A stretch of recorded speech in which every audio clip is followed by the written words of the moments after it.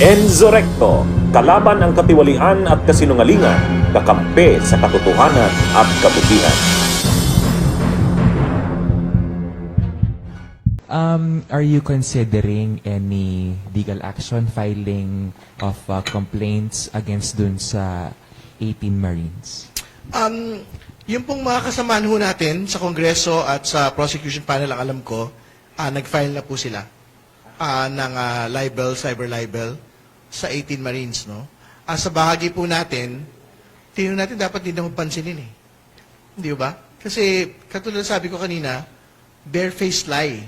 Yung pong testimonya kanina. But of course, we are reserving future legal action in the event na talaga hong hindi rin ho sila tumigil doon sa paglikha po ng kasinungalingan in the next couple of months. Mabait po kasi si Kong Terry, gusto ko lang sabihin, ako yung counsel ni Congresswoman Laila De Lima and ni Father Flavie, nag-file na po kami. Okay? In fact, we're filing, ando na po kami sa reply affidavit sa Lunes. At dahil po inulit pa naman nila, magpa-file po ulit kami or we're considering filing. I'm in consultation with my clients. Why? Because we've already learned our lesson, no? Sinira nila ng ganyan si Laila De Lima. Ang dami na nilang kung ano mga pinukul sa kanya, hindi na kami uulit. So every single time, kami pong mga volunteer lawyers ni Kong Laila, kahit po si Kong Laila, mabait din, ayoko nang pansinin niya, ang daming trabaho. Ma'am, nandito naman kami na magtatrabaho. Hindi na kami papayag na bababuyin pa yung mga totoong lingkod bayan natin. So every single time that they commit those crimes against Laila De Lima, us lawyers, volunteer lawyers of Laila De Lima will be watching and will be filing these cases. No? So nag-file na po kami at magpa-file pa po ulit kami every single time that they commit every single act of cyber libel or any kind of thing against our clients.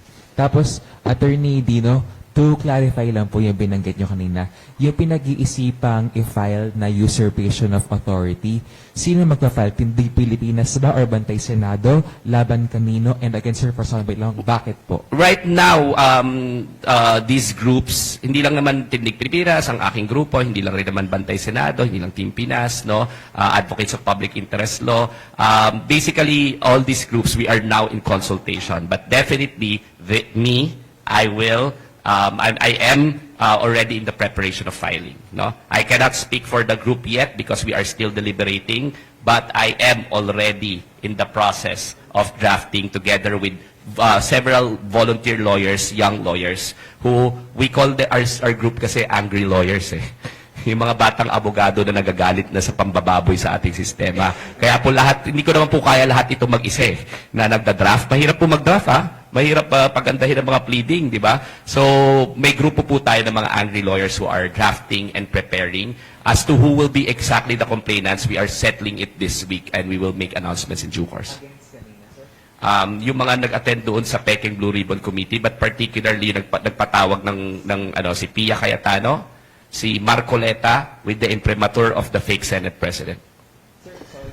For soundbite lang, sir, again, bakit kayo magpa-file ng case against sa kanila? Because they are pretending that they have the authority of the Blue Ribbon Committee, no? And may color of authority sila na wala naman, especially since they don't have the majority. And of course, sabi nga ni Pia Cayetano, how can 13 be 12? How can 10 be more than 12? Ang tanong dapat, di ba? How can 10 be more than 12? Hindi ko na po ito ipa-file, Senator Pia. Hindi ko na po ito ipa-file kung kaya nyo i-produce yung 13 warm bodies sa plenaryo. Tatahimik na po kami.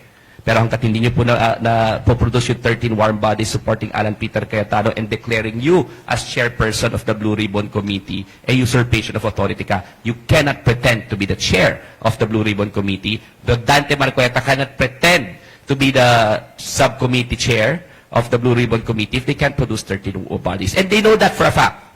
They know that for a fact, which is why it's usurpation of authority. Tapos, sir, yung group of angry lawyers, where do you intend to file that complaint? Kasi syempre by reason of their office, so we are of course considering where we are studying the appropriate venues, pero most probably it's going to be with the Ombudsman. And of course, the Senate Ethics Committee. Hinga natin ang huling statement si Attorney Dino. bago tayo magtapos.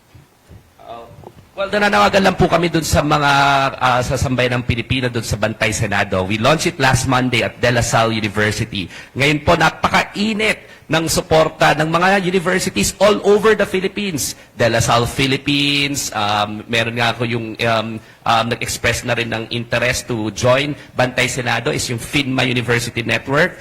Napakaraming ibang mga organizations at ang pinaka-importante, kung makikita niyo po yung mga nag-attend dun sa launch namin last Monday, puro mga kabataan.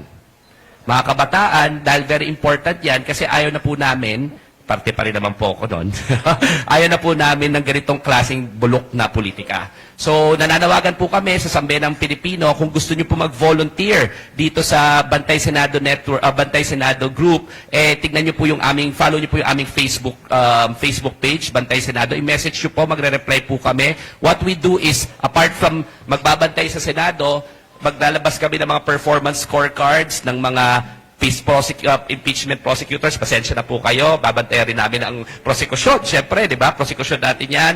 Performance scorecards ng mga senador, everyday reviews and analysis of what happened during the impeachment trial. Magpupunta rin po kami sa mga universidad, sa mga barangay, sa mga communities to start discussions. Meron po kaming online discussions. This is not just an online campaign. At natutuwa po ako kasi ang nag-iisip po na ngayon ay yung mga volunteers. 'Di ba? Paano? Saan tayo pupunta? Paano natin ma-reach at paano natin mai-increase yung level of political discourse in this country, most specifically with respect to accountability. So, mga kababayan, sana po samahan niyo po kami. Bantayan natin ang Senado dahil Senado po natin 'yan, hindi po 'yan Senado ng iilang mga posers. Salamat po. Kong Terry. Okay, sa bahagi naman po namin, para tapusin na po yung kasinungalingan sa maleta, meron po tayong dalang maleta ngayong araw po na ito.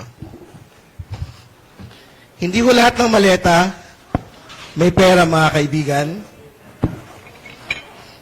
Yung iba po, may mangga at peluka. The House and the House Prosecution Panel will not be deterred.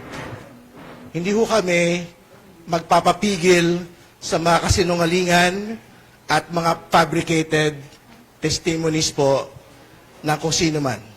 Tuloy po ang impeachment trial, ilalatag po ng Kamara, ilalatag po ng House Prosecution Panel, yung pong lahat ng mga ebidensya laban kay Vice President Sara Duterte, yung AMLAC reports, yung pong NBI reports, yung pong video documentation ng pagbabanta laban sa Pangulo. So bumalik po tayo sa usapin. Ang usapin po ay ang pagpapanagot sa pangalang Pangulo. Wala pong iba. Maraming salamat. Bunyog, bunyog, halikan na kasama ka. Bunyog, kapag buklod ay may pag-asa. Luzon, Visayas, Mindanao, isa ang pananaw. Sa bagong Pilipinas ang bunyog isisigaw. Bunyog.